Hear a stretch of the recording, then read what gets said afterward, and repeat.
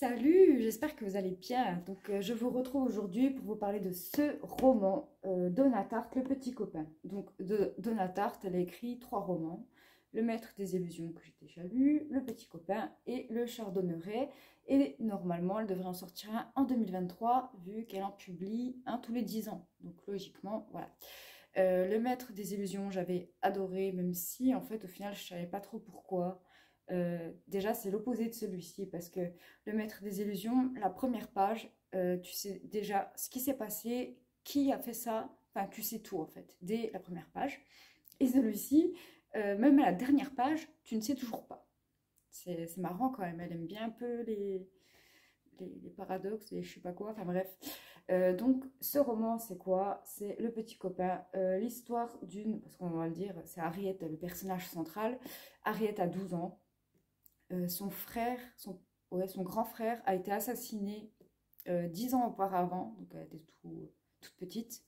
Et en fait, elle est en pleine fixette, elle veut savoir absolument qui l'a tué et se venger. Parce qu'en fait, l'enquête, ils ont bien vu que c'était un meurtre, mais ils savent pas qui est responsable. Donc on va suivre cet enfant, ado, je sais pas trop, qui mène l'enquête avec un de ses amis, qui questionne l'entourage, genre la femme de ménage, les grands-mères, tout ça, et il va se passer des choses. Voilà. Donc, je vous ai dit, à la fin, on ne sait pas. On ne sait toujours pas qui a tué son frère, en fait. Donc ça peut être frustrant, c'est bien de le dire, je pense, même si ça spoil, parce que y a de quoi péter un plomb, enfin surtout que c'est un roman de plus de 500 pages, on va dire même 600. Elle aime bien Donna Tartt, c'est que des gros romans ce qu'elle fait. Mais il est vraiment bien, c'est dans le même délire que Le Maître des illusions. Genre, on lit le truc, on se crée le paysage, quoi. Et en plein milieu, elle te balance une phrase qui, en fait, déconstruit tout. Tu dis, ah, en fait, c'était pas comme ça. Enfin, je peux pas trop vous en dire, mais notamment avec Harriet, son environnement, sa mère, tout ça. On a certains aspects qui viennent plus tard, enfin, qu'on ne savait pas, des choses, des petits détails, mais bon, c'est dans les détails, voilà. Et c'est trop bien. Franchement, je l'ai lu doucement, mais je l'ai apprécié à sa juste valeur. Après, c'est un roman contemporain, genre, je vais le comparer à Melville, Moby Dick, vu que lui aussi il a mis 10 ans à l'écrire. Moby Dick, c'est plus une œuvre littéraire, vraiment une œuvre. Genre, je l'ai mis en pause, je crois, il y a 2 ans, mais je veux le reprendre, mais c'est juste que c'est vraiment une œuvre. Le gars, en plein milieu, il te met une encyclopédie de 100 pages euh, sur la mer, tout ça. Laisse tomber, bref.